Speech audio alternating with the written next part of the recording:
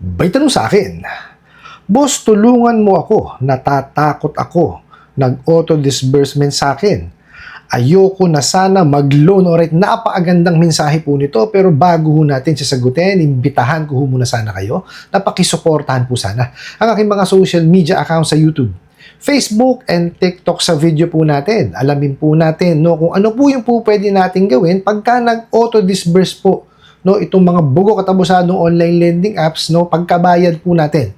Pero bago ho yan, disclaimer po muna, hindi po ako abogado.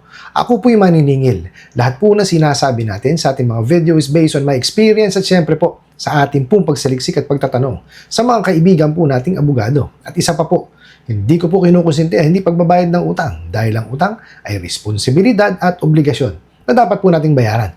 Ang hindi po ako pabor ay doon sa maling pamamaraan ng pautang at maling pamamaraan ng paniningil. Sagutin po natin yung pinadala niyo pong mensahe. So, sabi nga daw po is tulungan siya at natatakot kasi nag-auto disbursement at ayaw na daw niya pong manghiram. Actually, wag ho kayong matakot. Okay? Ang unang-unang dapat niyong gawin is pakalmahin ho yung sarili po ninyo. Kasi alam naman po natin na itong mga bugo katabusadong online lending apps ay talagang hindi sumusunod sa batas natin yan. Okay? I-discuss natin later kung ano po yung mga batas na hindi nila sinusunod. Actually, void yan. Hindi yan talagang utang ninyo. Okay? Kasi auto-disburse Diba? Hindi naman kayo talaga nanghihiram, di kayo nangungutang sa kanila. Okay? So, ito po yung mga batas na kanilang hindi sinunod. Number 1 po, na kailangan yung tandaan, according po sa Article 1318 ng ating Civil Code is there is no contract unless the following requisites concur. Number 1, consent of the contracting parties. Number 2, object certain which is the subject matter of the contract. Number 3, cause of the obligation which is established. Nakita nyo bawal ho sa ating saligang batas. Ano ho ba ibig sabihin nung number 1, yung sa consent? Kasi po dapat may meeting of minds. Hindi ho po pwede yan na wala naman kayong ina-applyan, hindi naman kayo nagre-request sa kanila ng reloan, i-disburse nila. 'Di ba? Wala naman kayong pinag-usapan Diba? Dapat yan, meron kayong meeting of minds. Meeting of minds po yan. Kaya dapat yan may consent. Okay? Pangalawa, okay? Yung object certain. Dapat po yan specific. Ano ba yung loan?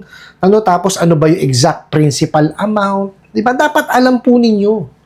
Hindi po pwede hindi nyo alam yan. Okay? Tapos ano po yung pangatlo? Ano ba yung cost? Okay, dapat alam po nung borrower kung magkano yung matatanggap niyang amount. At dapat clear din dun sa nagpautang kung magkano yung interest na ipapatong niya. Okay? So, isa po 'yon sa sa nilabag nila yung Article 1318 po ng ating saligang batas. At syempre, yung pinaka-importanting batas po sa pagpapautang, yung the Truth in Lending Act.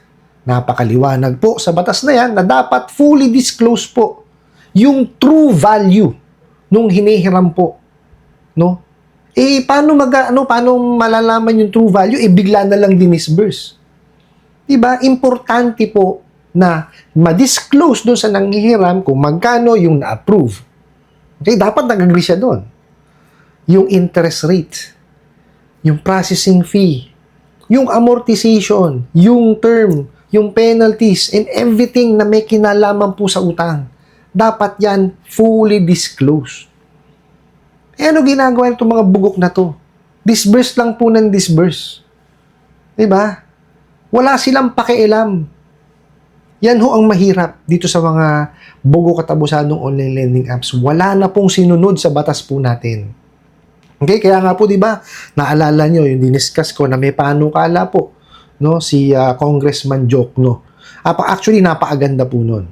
Okay? Antayin ho natin kung ma-approve yun, meron na tayong panlaban sa kanila. Although, yes, may mga nakalatag na po na mga batas at kailangan na lang po talaga itong ipatupad. And, yan po ang gagawin ng SEC. Kaya nga po, inilift na po yung moratorium dun po sa recorded online lending platform kasi po ipatutupad talaga nilang lahat yan. Although yes, pinatutupad na po nila before. Okay? But now, no, lalo silang magiging strict. Okay?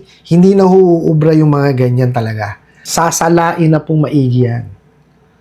Okay? Actually, tumaas na nga po ang capitalization. Depende yan sa number ng online lending apps. Okay? At ang maximum, ang alam ko po is, kung di ako nagkakamali, 5 na lang. Okay? 5 na lang po ang po pwedeng online lending apps ng isang lending company. Okay? Tapos, depende ang capitalization nun. Okay? Kung isa, ito capitalization mo. Kung dalawa, ito capitalization mo. Starting August 1. Okay? Ano na kung petsa ngayon? 4 na. No? Ipinatutupad na po itong memorandum na to. So antayin po natin na magiging epekto. Okay? Wag ho tayong maging negative thinker. Kasi marami ko nababasa sa comment section na wala namang mangyayari. Hindi ho. Wag hong ganun. Okay? Andyan po ang SEC para tumulong po sa atin. No, wag ho natin silang kumbaga pangunahan. Hayaan ho natin silang gawin yung kanilang trabaho. Okay po? Alam naman po nila yung nangyayari, kaya nga po sila gumagawa ng paraan, no, para po maayos yan. Alam naman po natin lahat yan na pagka gustong sumuway, susuway talaga. Di ba? Sa batas trapiko lamang po, di po ba? Kaya nga ang LTO ngayon, naghihigpit na rin talaga ng sobra. Di po ba? Talagang pagka may nakita silang revoke agad.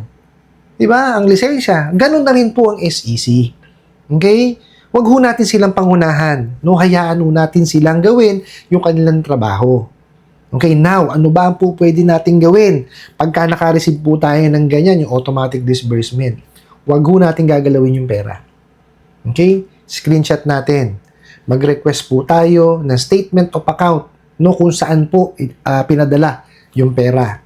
Kung sa e-wallet po natin, mag-request po tayo ng statement of account. And then, kontakin po natin, no, yung e-wallet na yun, kung saan niya dinisburse na, may pumasok sa akin pera. Okay? Hindi ko alam kung saan galing to. Okay? Para alam nila na nire-report nyo. Okay? Pangatlo, gumawa ho kayo ng written letter, no, doon po sa kumpanya na hiniraman nyo, sa OLAN ninyo, no, na nahiraman, at sabihin nyo sa kanila na hindi ko pinahihintulutan yan dinisburse nyo sa akin. Okay? Tapos, i-ano nyo rin doon, i-carbon copy or isisi nyo po ang SEC. Okay? Gawan nyo kamo ng paraan na ma-reverse ito. Kasi illegal yun. Wala silang karapatan ho na singiling kayo ng interest or ng penalty. Okay?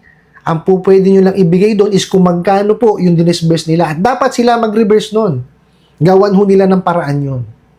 Okay? Huwag niyo hong stressin ang inyong sarili.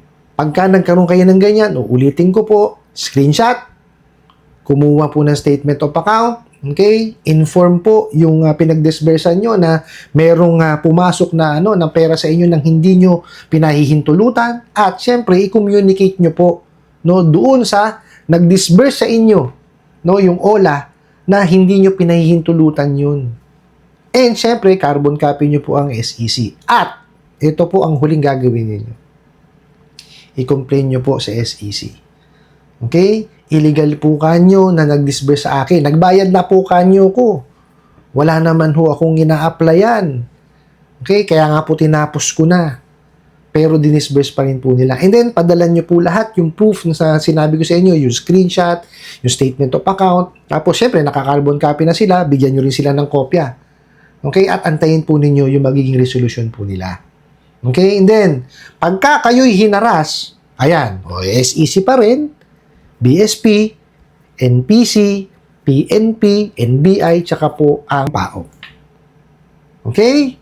Yan po yung mga sangay ng gobyerno na po pwede po nating lapitan para po tayo ay makapag-complain. Okay, now, pagka nakapag-complain tayo, ulitin ko, hindi po dyan natatapos yan.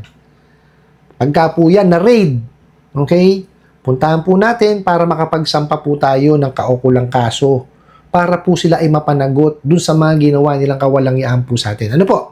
I hope nasagot ko po itong katanungan na to at sana po yung makatulong. Maraming salamat po sa inyong walang sawang pagsuporta at manonood sa aking mga video. Maraming salamat po sa inyong pag-like, pag-share, pag-comment at pagtatanong. And kunin ko na rin po itong opportunity na to na imbitahan po sana kayo na pakisuportahan po sana ang aking mga social media accounts sa YouTube, Facebook, and TikTok. Hanggang sa muli po. Iyon lang.